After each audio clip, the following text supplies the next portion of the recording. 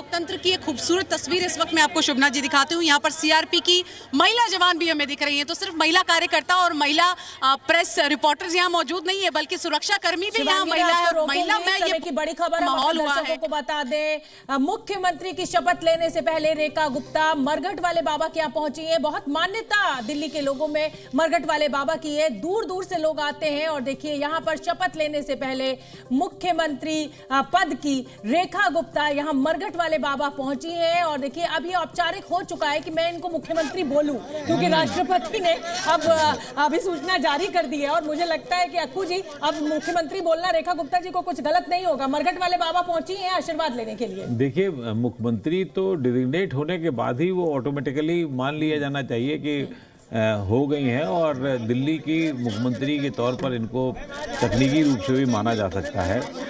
लेकिन अब मुख्यमंत्री दिल्ली वालों को बहुत सारी चीज़ों की, एक तो जल्दबाजी बहुत होगी, क्या मिला क्या नहीं मिला, कैसे मिला और कितनी जल्दी क्या क्या मिल जाएगा, ये होगा। अभी तो जश्न का माहौल है, थोड़ा जश्न में नाचिए गाइए और कुछ उम्मीद कर लीजिए। 6 महीने कोई भी सरकार बनने के बाद 6 महीने तो हनीमून पीरियड कहा ही जाता है कि साहब देखिए अभी कोई सवाल नहीं पूछा जाएगा और अभी तो आपको पूरा मौका दिया जाएगा। लेकिन जब हिमाचल प्रदेश में भी सुक्खू की सरकार बनी थी तो मीडिया अपना काम करेगा, क्योंकि जिन वादों के ऊपर आपने सत्ता पाई है वो सवाल तो आपसे पूछे जाएंगे, वो जनता भी पूछेगी और वो मीडिया भी पूछेगा। राकेश जी।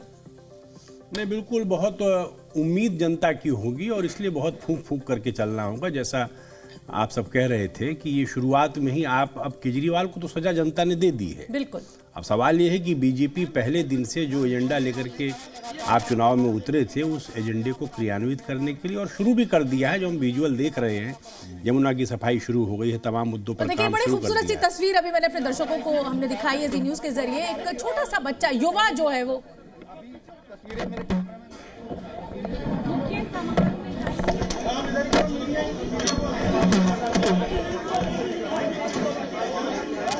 मुझे लगता है उस तस्वीर का जिक्र यहाँ जरूर होना चाहिए कि युवा जो है वो मुख्यमंत्री रेखा गुप्ता की ओर आगे बढ़ा और उन्होंने गाल पे वैसे ही प्यार लगाया, प्यार से उसके हाथ फेरा जैसे माँ जिस चीज के लिए महिलाएं जानी जाती हैं, मातृत्व, और वो जो प्यार जो है वो दिखा उनके एक्शंस में भी। और अब ये मरघट वाले बाबा इस समय पहुंची हुई हैं। नीति जी क्या कहेंगी इन तस्वीरों को लेकर, जिस तरीके से इसी मुझे लगता है कि इसी इमोशन की जरूरत और इस इमोशन की हिंदुस्तानियों में कम से कम बहुत वैल्यू भी है। देखिए, पूरे विश्व में एकमात्र भारत ऐसा देश है जो अपनी भूमि को माता की संज्ञा देता है, भारत माता की संज्ञा देता है। और आरएसएस का तो टैगलाइन ही है नमो वत्सले मातृभूमि, यत्र तत्र नार्यस्तु पूज्यन्ते रमन्ते तत्र देवता का हमारा सनातन पद्धति का सिद्धांत है।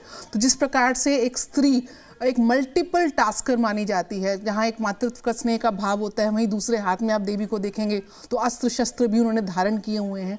तो उसी प्रकार से आज जो सशक्तिकरण बीजेपी एक मातृशक्ति को लेकर आगे चल रही है। और कहीं ना कहीं हर इलेक्शंस में आप देखेंगे, चाहे हरियाणा हो, यहाँ जहाँ तक कि जम्मू कश्मीर के जब इलेक्शंस आप देखेंगे किस प्रकार से महिलाओं की भागीदारी इस लोकतंत्र में दिन पर दिन बढ़ती जा रही है। बहुत निर्णायक भूमिका हर राज्य में महिलाएं एक निभाती हुई देखी जा रही है। तो उसी को साधने का प्रयास। दूसरा, कहीं ना कहीं भारतीय जनता पार्टी पूर्ण रूप से एक वैश्य समाज से लिंक्ड है और बीजेपी का भी। 10 सेकंड के लिए रोकूंगी। और ये प्रत्युष, ये मैं आपसे पहले भी कह रही थी जब हम ऑन एयर नहीं हुए थे कि देखिए बीजेपी ने हर तरीके समीकरण को साधा है।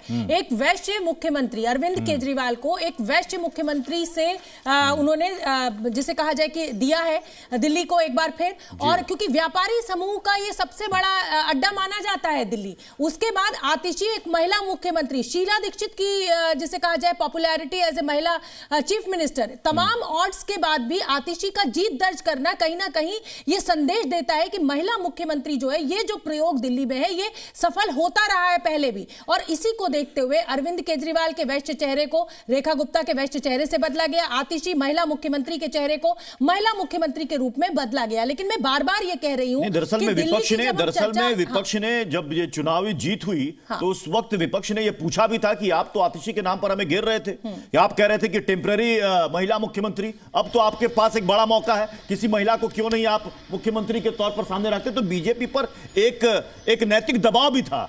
इस शपथ से पहले आशीष सूद का बयान भी